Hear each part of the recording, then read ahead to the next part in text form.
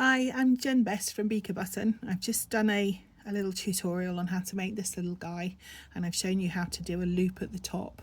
And I thought what I'd do is just do a quick video on how to do a brooch back. So I've joined in some more thread at the back, I've woven it through and back down again so it's nice and tight, and I've got one of these little brooch backs which has got a little hook and a hinge, nice and secure. And I'm going to sew my brooch back down the back, or you could sew it across here depending on how big the arms are. So if you place your brooch back at the back and you can't see it across the arms is a good place to do it. So you can do it either way, across like that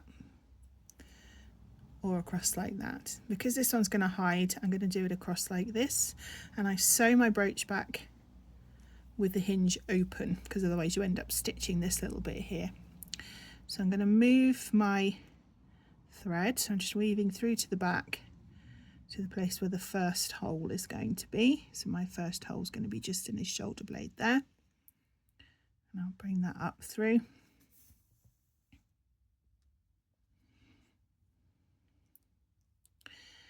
And I'm popping the brooch back on, and I'm going to drop the needle down through the shoulder blade. Doesn't sound good, does it? Luckily he's asleep at this point, he's not really alive yet.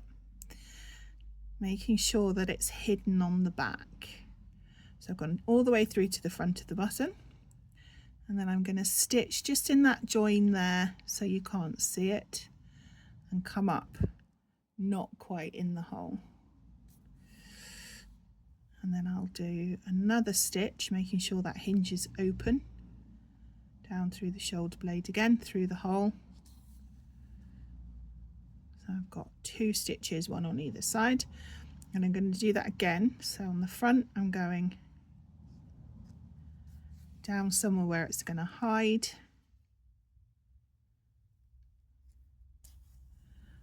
so I've got 2 stitches on one side, and I will soon have 2 stitches on the other side. So this one's come up through the hole, so I'm going to go down, back down through the hole, just making sure that that hinge is out the way. So I've got 2 stitches this side and 2 stitches that side, and the yarn is at the moment at the front, so I'm going to take it down through the back, and I'm actually going to take the opportunity to move it to this point here, but you could slide it through the back. Just weave your tail through the back at the same time. You've got plenty of stuff here to weave through.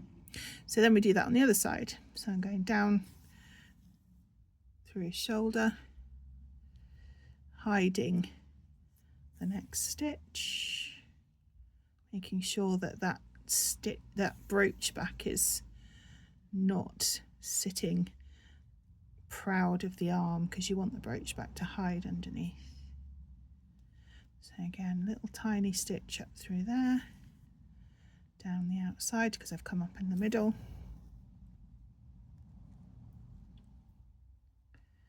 little tiny stitch up there, down the outside because I've come up in the middle. So I've got 2 stitches on either side there. It's nice and secure then, doesn't show on the front. Take that thread through the back again, through to the back rather. Keep hitting my light, sorry. So he looks fine on the front.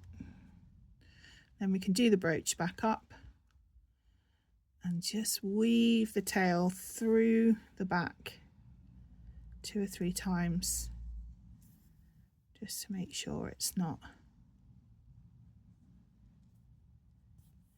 gonna come undone. There you go. Then trim that off. This one's going to be a brooch, and now he's all done.